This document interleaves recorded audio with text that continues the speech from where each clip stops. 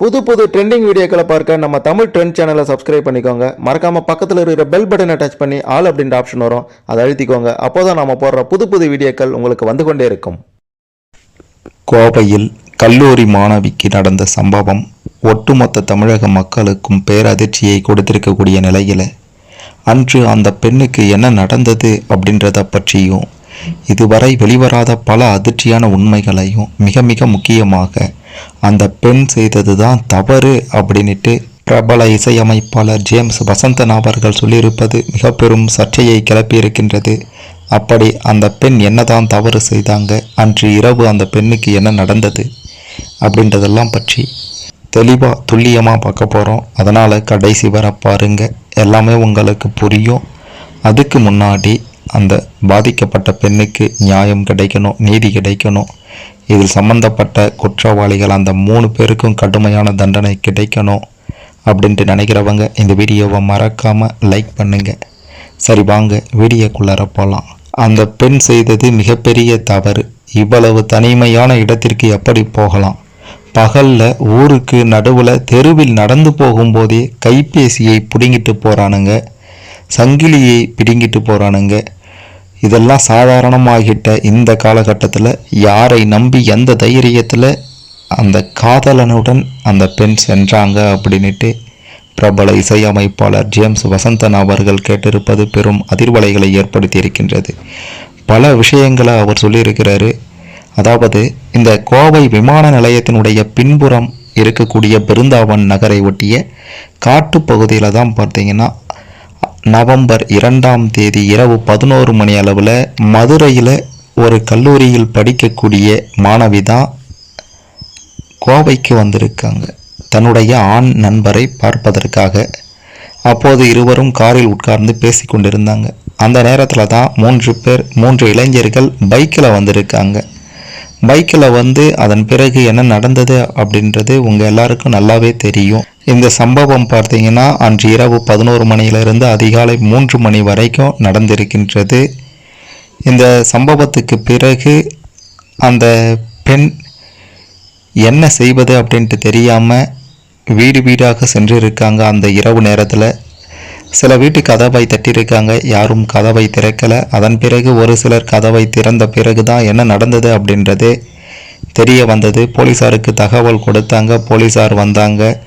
இப்படி பல சம்பவங்கள் நிகழ்ந்தேறிய இந்த சம்பவத்தில் பார்த்தீங்கன்னா பல்வேறு அதிர்ச்சியான தகவல்கள் தற்போது வெளியாகி இருக்கின்றது. இந்த சம்பவம் பற்றி ஜேம்ஸ் வசந்தன், பிரபல இசையமைப்பாளர் ஜேம்ஸ் வசந்தன் என்ன சொல்லியிருக்காருன்னா, கோவை விமான நிலையத்தின் பின்புறம் இந்த கொடுமை நிகழ்ந்ததாக அந்த இடத்தை தொலைக்காட்சியில் காண்பித்த போது அந்த பெண் மீதும் அவளது ஆண் நண்பன் மீதும் கடும் கோபம் எனக்கு வந்தது. பகலிலேயே ஆள் நடமாட்டமற்ற திகிலான அந்த இடத்திற்கு இரவு நேரத்தில் அந்த பெண் போனது மிகப்பெரிய தவறு. இதை மன்னிக்கவே முடியாது. இவ்வளவு தனிமையான இடத்திற்கு எப்படி போகலாம்? பகலில் ஊருக்கு நடுவில் நடந்து போகும்போதே பார்த்தீங்கன்னா பல சம்பவங்கள் அரங்கேறக்கூடிய இந்த காலகட்டத்தில் எப்படி ஒருவனுடன் செல்லலாம் அப்படின்ற மாதிரி கேள்வி கேட்டதோடு மட்டுமல்லாமல், அவ்வளவு தனிமையான இடத்துக்கு இரவில் ஒரு பெண்ணை அழைத்து கொண்டு போனால் அவளை காப்பாற்றக்கூடிய திராணி இருக்கணும். நிச்சயமாக அந்த இடத்தை இவன்தான் அவளுக்கு அறிமுகப்படுத்தி இருக்க முடியும். இப்போது அவள் இழந்ததை அவன் மீட்டு தர முடியுமா? நிச்சயமாக முடியாது. இதற்கு முழு பொறுப்பும் அவன்தான் ஏற்றுக்கணும். அந்த பெண் இவனை நம்பி போனது முதல் தவறு. இரண்டாவது, இவன் செய்தது மிகப்பெரிய தவறு. அந்த 3 பேருக்கு, அதாவது இந்த சம்பவத்தில் இந்த கொடூரமான காரியத்தில் ஈடுபட்ட அந்த 3 முட்டாள்களுக்கும் ஆளுக்கு 3 நிமிடங்கள் ஒரு சந்தோஷம் கிடைத்திருக்கும். ஆனால் அவங்களுடைய வாழ்க்கையே இப்போது முடிஞ்சு போச்சு. இனி அழுது பயனே இல்லை. ஒருவரை ஒருவர் குற்றம் சாட்டி கொள்வானுங்க, மனம் நொந்து அழுவானுங்க. அவனுங்க பெற்றோரையும் மற்றோரையும் நேருக்கு நேர் பார்க்க முடியாமல் தலைகுனிந்து நிற்பானுங்க. எத்தனை ஆண்டுகள் ஆனாலும் அவனங்களால் இனி தலை நிமிரவே முடியாது. இது போன்ற மோசமான சம்பவங்களில் ஈடுபடக்கூடிய யாரும் சிக்காமல் தப்பிக்கவே முடியாது, மாட்டி தான் ஆவானுங்க. நான் சொல்கிற இந்த விஷயத்தை பலர் கேட்பாங்க. கேட்குறவனுங்களில் சிலர் வக்கிர புத்தி உள்ளவனாகவும் இருப்பானுங்க. எதிர்காலத்தில் இதை போல எதையாவது செய்துவிட்டு நீ வருத்தப்படாத. பெண்ணின் நலனை குறித்து கூட நீ சிந்திக்க வேண்டாம். உன் நலனுக்காக இது போன்ற செயல்களில் ஈடுபடாத. நீ சிறையில் தனிமையில் வருந்தி வருந்தி அழுதாலும் உன் வாழ்க்கை உனக்கு திரும்ப கிடைக்காது. தவறான நண்பனை தவிர் அப்படின்ற மாதிரி பிரபல இசையமைப்பாளர் ஜேம்ஸ் வசந்தன் அவர்கள் இந்த கோவை சம்பவம் குறித்து தன்னுடைய கருத்தை வெளியிட்டிருக்கிறார். இவருடைய இந்த பேச்சுக்கு பிறகு பார்த்தீங்கன்னா அவருக்கு எதிராகவும் ஆதரவாகவும் சிலர் சிலர் கருத்து சொல்லிட்டு இருக்காங்க. சரி, இந்த விவகாரம் பற்றி ஜேம்ஸ் வசந்தன் இந்த மாதிரி சொல்லியிருப்பது சரியா தப்பா, நீங்கள் என்ன நினைக்கிறீங்கன்னு உங்களுடைய கருத்துக்களை மறக்காமல் கமெண்ட்டில் சொல்லுங்கள். சரி, ரைட்டு. இந்த விவகாரம் தொடர்பாக ஆளுக்கு ஒரு பேச்சு பேசிட்டு இருக்காங்க. அந்த பொண்ணு மேலே தான் தப்பு, இதுதான் தப்பு, அப்படி பண்ணியிருக்கக்கூடாது அப்படின்ற மாதிரி சொல்லிட்டு இருக்கக்கூடிய இந்த நிலையில் இந்த சம்பவம் குறித்து கோவை காவல் ஆணையர் சரவண சுந்தர் செய்தியாளர்களை சந்தித்த போது இந்த விவகாரத்தில் பாதிக்கப்பட்ட அந்த பெண்ணின் மீது தான் தவறு அப்படின்ற மாதிரி சொல்லிட்டு இருக்காங்களே அப்படின்ற மாதிரி கேட்டதுக்கு கமிஷனர் என்ன சொன்னார் தெரியுமா? ஒருவருடைய தனிப்பட்ட விஷயங்களுக்கு நாம் மதிப்பு கொடுக்கணும். இந்த விஷயத்தில் எந்த தீர்ப்பும் பொதுமக்கள் வெளியிட வேண்டாம். பெண் செய்தது சரியா தவறா என்பதை யாரும் விசாரிக்க வேண்டாம்.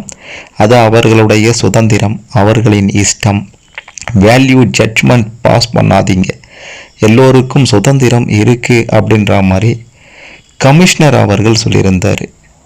இந்த நிலையில் இந்த சம்பவம் குறித்து திரைப்பட இயக்குனர் நடிகர் பேரரசு அவர்கள் என்ன சொல்லியிருக்காருன்னா, பெண்கள் முன்னேறிவிட்டார்கள் அப்படின்றது மிகப்பெரிய பொய்.